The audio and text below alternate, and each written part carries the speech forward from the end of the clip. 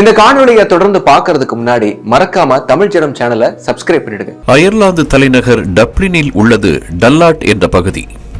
அங்குள்ள சாலையில் 40 வயது மதிக்கத்தக்க ஒருவர் சென்று கொண்டிருந்தார். அவர் ஒரு இந்தியர். அப்போது அங்கு வந்த கும்பல் ஒன்று அவரை வழிமறித்து பேசத் தொடங்கியது. வம்பிழுப்பதுதான் அவர்களின் நோக்கம் என்பது தெளிவாக தெரிந்தது.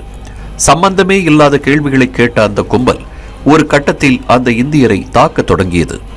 எல்லை மீறி சென்று அவரது ஆடைகளையும் களைந்து தாக்குதல் நடத்தியது.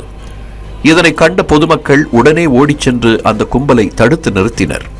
மேலும் காயமடைந்த இந்தியரையும் மீட்டு மருத்துவமனையில் சேர்த்தனர். இந்த சம்பவம் நடந்தது கடந்த மாதம் 19ஆம் தேதி. பாதிக்கப்பட்டவருக்கு உதவிய ஜெனிஃபர் முர்ரே என்ற அயர்லாந்து பெண்மணி இந்த தாக்குதல் சம்பவம் தொடர்பாக சமூக வலைதளத்தில் வீடியோ வெளியிட்டுள்ளார். அதில் தாக்கப்பட்ட நபர் மிகவும் காயமடைந்திருந்ததாகவும் மூளையில் ஸ்கேன் செய்யும் அளவுக்கு தாக்குதல் பலமாக இருந்ததாகவும் குறிப்பிட்டார். மேலும் மர்ம கும்பல் ஜூலை 3வது வாரத்தில் மட்டும் இந்தியாவை சேர்ந்த 4 பேர் மீது தாக்குதல் நடத்தியுள்ளதாகவும் தெரிவித்தார். அவரது கூற்றை மெய்ப்பிக்கும்படி இந்தியர்கள் மீதான தாக்குதல் சம்பவங்கள் மேலும் தொடர்ந்தபடியே இருந்தன. ஜூலை 27ஆம் தேதி சந்தோஷ் யாதவ் என்பவர் டப்ளின் நகரில் சாலையில் நடந்து சென்று கொண்டிருந்தார். அப்போது 6 பேர் கொண்ட கும்பல் அவரிடம் தகராறில் ஈடுபட்டதுடன் கடுமையாக தாக்கவும் ஆரம்பித்தது. இதில் அவரின் முகத்தில் எலும்பு முறிவு ஏற்பட்டது. இந்தியர்கள் மீது இனரீதியாக தாக்குதல்கள் நடத்தப்படுவதாக கூறப்படுகிறது.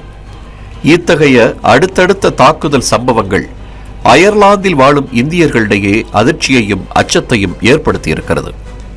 எனவே அங்குள்ள இந்தியர்கள் மிகுந்த எச்சரிக்கையுடன் இருக்க இந்திய தூதரகம் அறிவுறுத்தியுள்ளது. இது தொடர்பாக அறிக்கை வெளியிட்டுள்ள தூதரக அதிகாரிகள் அயர்லாந்தில் இந்திய மக்கள் மீதான தாக்குதல்கள் அதிகரித்து வருவதாகவும் இதனை தடுப்பது குறித்து அயர்லாந்து நாட்டு அதிகாரிகளுடன் பேசி வருவதாகவும் தெரிவித்துள்ளனர். மேலும் ஆட்கள் நடமாட்டம் குறைவாக உள்ள இடங்களில் இந்தியர்கள் செல்வதை தவிர்க்க வேண்டும் என்றும் குறிப்பாக இரவு நேரங்களில் மிகுந்த கவனத்துடன் இருக்க வேண்டும் என்றும் எச்சரித்துள்ளனர். ஏதேனும் உதவி தேவைப்பட்டால் தொடர்பு கொள்ள பிரத்யேக உதவி எண்களையும் மின்னஞ்சல் முகவரியையும் அவர்கள் அறிவித்துள்ளனர். இந்தியர்கள் மீது தாக்குதல் நடத்தும் கும்பலை விரைந்து கைது செய்ய நடவடிக்கை எடுக்கப்படும் என்றும் தூதரக அதிகாரிகள் உறுதியளித்துள்ளனர்.